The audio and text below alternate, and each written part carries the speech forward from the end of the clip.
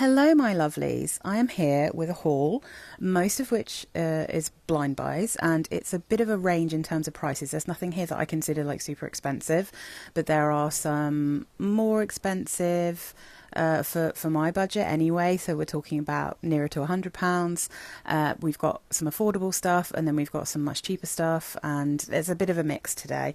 But I am going to break this video into two halves so it's a little bit more manageable. So this first half, shall we just get right into it, my loves? So let's start with something that I wanted to try because I'm on a mission to find really good mango perfumes, and I want something that's got like a mango and maybe like a creamy vanilla in the base. So when I saw this one, I just wanted to try it, and I think this was about £17 from Amazon, about the same price I think on the Tino. But anyway, so this is from a company I've never tried before called Helan. And this is Mango Boom from their Sorbeti de Helan range. So I got two different ones from this range to try, and Mango Boom is the one that I was sure I would be into, but let's talk about it now. So this is a very cute bottle, as you can see. These are the 30ml. So actually, like for £17, this is just kind of on the affordable range for me because it's only small. But Mango Boom, this is like being punched in the face when you first spray it. It is so fruity. It smells like a concentrated fruit cocktail syrup to me. And I get, especially initially, I'm mainly getting mango and papaya here. But there are a lot of fruits in this, and I think eventually that is why it just ends up smelling like a fruit cocktail. So this is top notes of pineapple, apple and kiwi, middle notes of mango and papaya, lily of the valley and jasmine, base notes musk, vanilla and honey. Now, this really should work for me, but I find it might be the florals in it. This is a little bit too shampoo-y for me, and I think it's not enough mango and maybe a little bit too many of those other fruits coming through to make it smell like a fruit cocktail, which is absolutely lovely in many ways, but it just isn't really my style anymore. I was really hoping that the vanilla and the honey would come through much more strongly in this particular perfume, because honestly, like, I've been trying to find a good mango perfume that has a real sweetness in the base, a creamy sweetness that goes with my body wash from Lush called Mango Lassie. Like, they haven't made a body spray of that, which is mad, but until they do, I've been trying to find a good mango to wear with it, because I don't just want to wear the mango from the Body Shop, because and I don't really have a good vanilla to layer with it that's like just a creamy vanilla. So I wanted to try this one, but it is a little bit, it's a little bit overwhelming and a little bit shampoo-y for me, but it is quite good value for money in that when I sprayed this on, I could smell it all day, like all day. It didn't go away. So that's Mango Boom from the Sorbeti de Helan range, from Helan in Genova, I think that says. So the other one that I got from this range to try is this guy, Coco Mint. I could not resist smelling a mint perfume. I like mint in perfumes, and I just think sometimes it's just fun to have like a really cooling element like eucalyptus or mint in a perfume. But the fact this is coconut as well, I thought would be really fun. So this really makes me smile, but I'm not entirely sure how wearable I find this, but it smells exactly like a mint humbug to me. Do you know Murray mints and that kind of thing?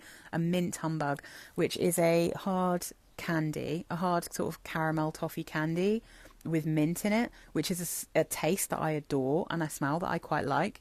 But in a perfume, it's kind of interesting. So I've come across a couple of things that have this kind of smell. One I already own, which is called Mojito Love from, what's they called? Ulrich de Varens. That one, it has a lot of lime in it, but it does end up also kind of smelling like a Murray mint with lime. And also Mr. Wallet from Lush is a mint vanilla, which I think has a slightly caramelly toffee smell to it. And all of these perfumes, I think, in a way, smell like a mint humbug. I wouldn't necessarily instantly think of coconut here. I definitely smell the mint, and I smell a beautiful creamy sweetness, but like I'm saying, it's coming across almost more like toffee, like a lovely delicious toffee. So this has notes in the top of mint and coconut milk, and then mid notes of coconut, praline and peach blossom, base notes vanilla, tonka and malt. And I mean, it's nice though. I'm going to keep hold of this one for sure. and see if I enjoy smelling like a humbug. Because what I do enjoy is mint in summer. So I'm going to try this one out. I think there's something really fun about it. It's real pretty. So yeah, I'm keeping hold of Cocoa Mint for now, and we'll see how I get along with actually smelling like a humbug. But yeah, this is a fun one. Next up, we have a Jimmy Choo perfume. This was a blind buy purely because it was on sale for £15 from Notino. And normally this eau de toilette version of Jimmy Choo is much more expensive than that. And I've always wanted to smell it, but I've never been able to find a sample. So I was like, I'm going to try this, see how it goes. The eau de toilette, I think Pretty in Perfume on YouTube, who's one of my favourite perfume YouTubers, by the way. I love watching her videos. I think she really likes this one. I really don't like the original Jimmy Choo. It's very patchouli heavy for me and very thick and sweet. But I was interested to smell this one because it doesn't have patchouli in it, but I think it's pear, like a floral pear. Also, can we just talk about how pretty this bottle is? Oh my god.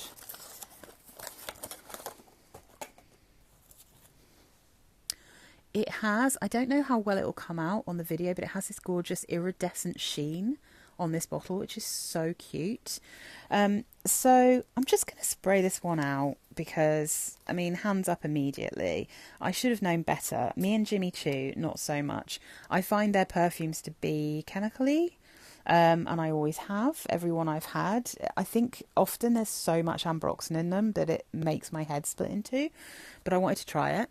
So, Jimmy Choo Eau de Toilette. This has notes of pear, green notes and ginger in the top, mid notes of tafe, rose and orchid, base notes of woodsy notes and Virginia cedar. This really is a needle in the eye for me again. This is like very screechy, very sharp.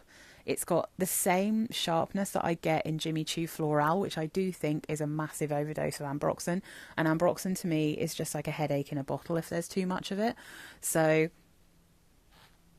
it's very shampooey, soapy, it's sheer, it's not very sweet.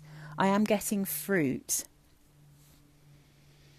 I'm getting a bit of that pear, but it smells a little bit synthetic to me. It's not like a juicy pear, which I thought would be like a really nice part of this. I think the florals here are just a little bit too sharp and screechy for me. This is just not for me, this perfume. And I don't know whether it's the actual perfume or the profile. I think it's likely that it's because it's Jimmy Choo. And I think Jimmy Choo just does not really work for me. So this is compared to Flower Bomb Eau de Toilette. I don't know what that one smells like. Let's have a look. Illicit Flower from Jimmy Choo. I haven't smelled that one. Aqua Allegoria Forte Rosa. I find that, I think, quite screechy. It's compared to Guess Girl. This doesn't smell to me anything like Guess Girl, but if that's because of aroma chemicals and this does actually smell like Guess Girl, then I have and I quite like Guess Girl. Guess Girl's much sweeter. It's more musky. It's sexier, I think. This is crisp and fresh. But yeah, this Jimmy Choo Eau de Toilette, definitely not for me. This is not one that I will be keeping in my collection, but I do think this bottle's so cute.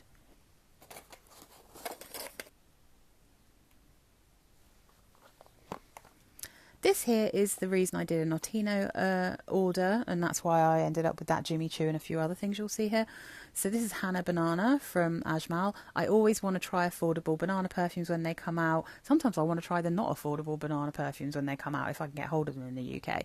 But this, I think, was about £17 for this bottle, which is a 50ml an eau de toilette. So this is a cute bottle. Very sweet. This, honestly, a crashing disappointment to me because I do get banana, but I also get a screechy, chemically, horrible, sharp smell and a lot of juicy fruitiness that isn't banana. So there's no creaminess to this banana. There's just like a bit of a general banana smell, but the banana is quite sheer. Yeah, it's not what I was hoping for. So the notes here are banana, bergamot and mandarin in the top, mid notes of milk, base notes, musk and sandalwood. I find it a little bit screechy, a little bit headache inducing. It's not creamy, it's not milky to me either. The banana kind of starts to go away and then it's just a sort of general fruitiness. I guess that must be the citrus, but yeah, not what I was hoping for. I was hoping for something a bit more of a banana milkshake. But yeah, so Hannah Banana from Ajmal. This is not for me. I'm not keen on this at all. I'm not entirely sure it's worth bothering with if what you're looking for is banana, if I'm being honest. That's it for part one. Thank you so much for watching. Let me know if you've got any of these or if there are things that you wanted to try. I will be back again next week with part two. I'll see you then. Bye, guys.